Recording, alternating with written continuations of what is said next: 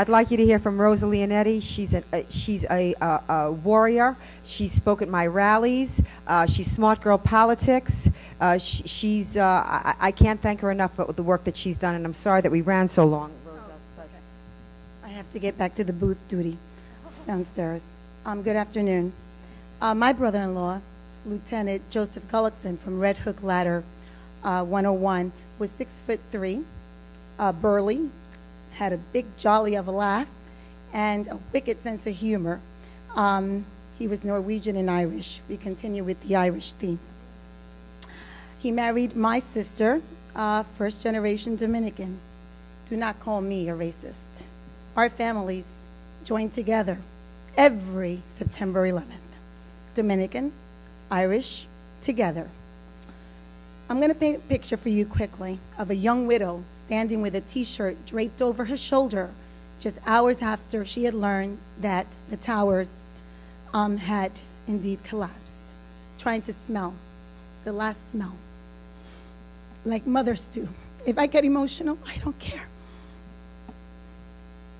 A mother, his mother, stricken. She couldn't move. And I want to share with you my goddaughter, his daughter, holding my hand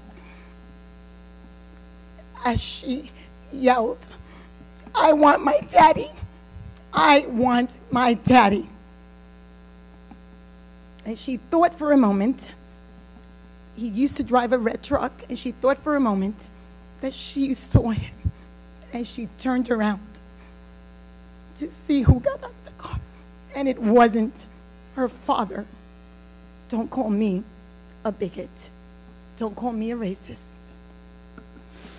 Memorial service was held on November 10th, 2001. Empty casket. 6'3", Joe had only a fragment of his index finger returned to my sister. 2 days later, I will share this with you, my father was so heartbroken at that memorial service that he changed his flight. He had a vacation planned. So on November 12th, his flight went down in Bell Harbor. My father was never also found, but intact in his shirt pocket was the memorial card from that service. My sister had lost her husband and her father, one directly from the attacks, one indirectly. This is very personal to me. The scenario of the Ground Zero Mosque is not a political football. We can't keep kicking it down the line. We just can't. 9/11 family members and most Americans reject this mosque, not because we are ignorant or prejudiced and biased individuals, because we know that the moral value of this proposed mosque does not espouse compassion for those who still suffer and respect for those who died. New York City is a big place, and Park 51 project can be a project anywhere. It can be built anywhere, but they choose to build it there. Two imams have been replaced, Abdallah Mani and Imam Faisal Abdul Rauf, and yet they persevere in their persistence, but we shall also persevere in ours. We are relentless. Our State Department will alert us to the threat on national security by far-right groups. Yeah, and they'll tell us all about, Janet Napolitano just told us 2 days ago, right? She warned us that the biggest threat to America, ingrown terrorists, our own. So, no inquiry into where the money for the mosque has been done by this State Department. Why? If you have time to go after Tea Party groups, then you have time to find out where the money's being funneled for this mosque. And shortly, I'm going to give you an analogy.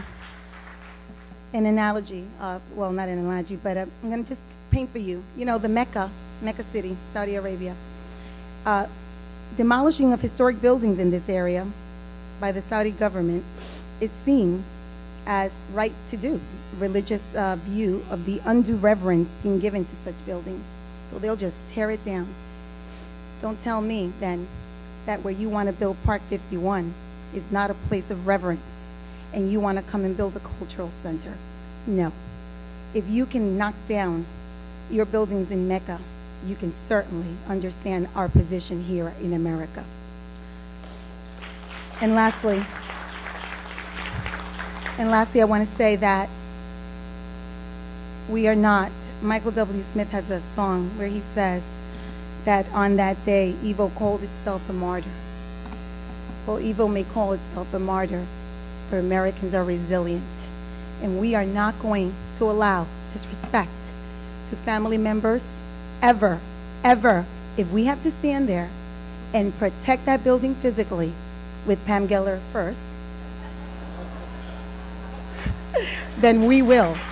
God bless you.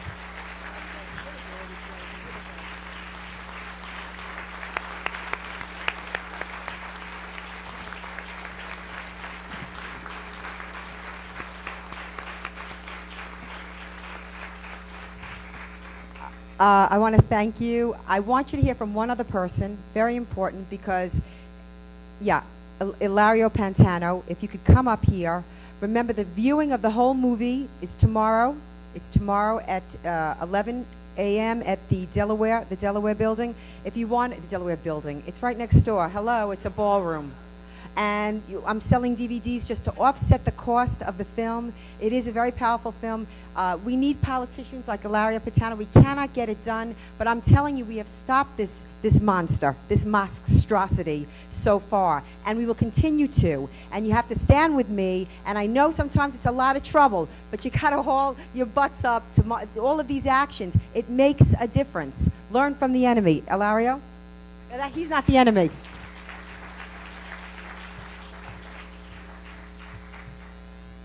Ladies, thank you.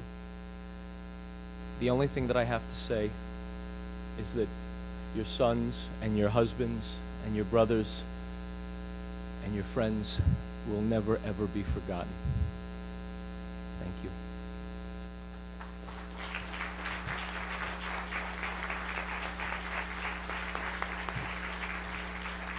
I mean, we're over, and I see people have left. We're over time, but if anybody has any questions, they haven't thrown us out yet, so let's let's use the time. If anybody has any questions, I'm sure many of the 9/11 family members would be happy to take questions. Yes?